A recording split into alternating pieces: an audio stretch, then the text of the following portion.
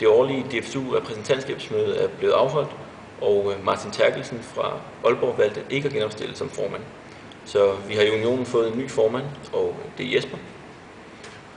Så lad os høre, hvad han har af tanker. De fleste, som bliver formand i DFSU, har før de blev formand, så har de været med i bestyrelsen, og så efter noget tid er de blevet formand. Og de har selvfølgelig også spillet Ultimate i gang, så de forskellige år, inden de kom med i bestyrelsen. Det er ikke den vej, du er gået. Hvad er din historie? Jamen, jeg blev ansat for snart 2 år siden som sportsadministrator af den tidligere formand, før Martin, Birgit, og den daværende bestyrelse. Og de valgte simpelthen at sige, at vi har brug for, at der er en, der sidder mere permanent, og de havde allerede i forvejen en, der sad, og så overtog jeg den stilling, der nu var, efter en gut, der hed Tayo. Og planen var egentlig, at jeg selv ville ud og spille Ultimate, og det var derfor, jeg opsøgte DFSU. Og så endte med, at de ansatte mig, og så fik jeg simpelthen ikke tid til selv at spille Ultimate. Men jeg synes, det er en rigtig, rigtig fed sport, og jeg synes, det er et rigtig, rigtig fedt miljø, og derfor så endte jeg med at bruge så meget tid på det. Bare ikke lige på banen, men uden for banen. Så du har ikke været med i bestyrelsen, før du nu er blevet formand? Nej, jeg har ikke været med i bestyrelsen som sådan. Jeg har været med i forhold til, at jeg sidder og laver referat, og faktisk lavet mange af de ting, som bestyrelsen besluttede. Men jeg har ikke siddet nødvendigvis og været med til at tage nogle beslutninger omkring det.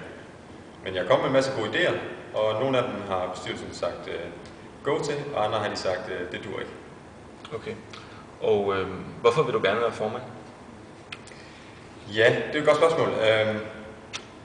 Egentlig så er det ikke fordi, at jeg tænker, at jeg har et behov for at blive formand.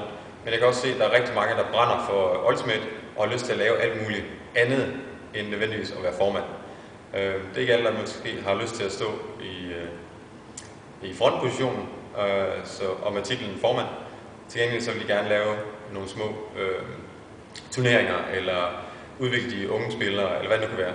Og jeg har ikke noget mod til at tage chancen som formand, og derfor så har jeg sagt, at det vil jeg gerne. Okay. DFSU har jo eksisteret i mange år. Man kan som spiller måske ikke altid, ved man måske ikke altid, hvem der er i bestyrelsen, og måske kender man ikke formanden osv., men den enkelte spiller, den enkelte Ultimate-spiller i Danmark, vil de kunne mærke en forskel på før på den gamle bestyrelse, og på nu, hvor der er en ny bestyrelse, hvor du er formand? Både ja og nej. Jeg tror ikke, fordi jeg er formand, at det gør nogen forskel som sådan. Jeg tror ikke, det er det, der er udslagsgivende. Til gengæld så kommer de til at mærke, at der sker rigtig meget inden for Ultimate de kommende år. Og allerede her til sommer kommer der til at ske mange spændende ting. Blandt andet DM-udvalget, der er i gang med at lave divisioner, så der kommer en talentrække, så vi får de nye klubber med. Og der er rigtig mange nye klubber, der er ved at starte op. Men det har ikke noget som sådan med mig som formand at gøre. Det er mere mange andre initiativer, der ligesom er i gang. Okay. Og af de her initiativer, hvad står så øverst på dagsordenen lige i den kommende tid? Hvad vil dit arbejde gå med? Jamen, noget af det står øverst på min liste, det er helt klart de nye klubber. Og det er at udbrede sporten. Og det er ikke som sådan noget nyt.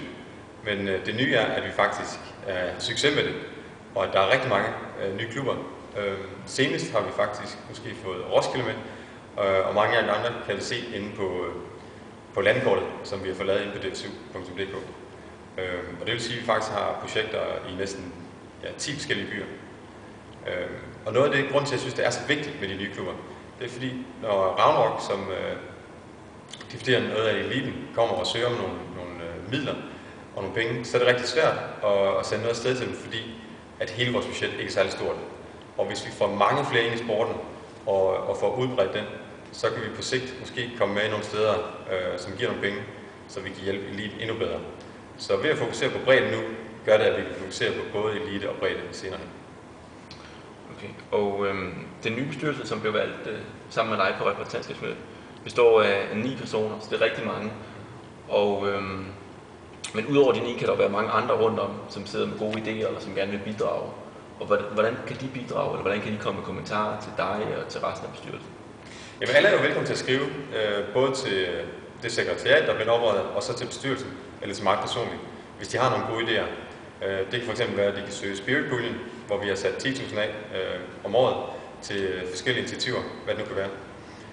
Udover det, så regner jeg også med, at vi opretter noget, vi kalder en jobbank, hvor vi ligesom udliciterer nogle små arbejdsopgaver, hvor folk kan byde ind. Og det er selvfølgelig også noget, vi sender ud via vores nyhedsbrev eller ud til de forskellige klubber, så de forskellige klubber kan sende ud til deres medlemmer. Okay. Tak, og god arbejdstid som formand. Ja, tak.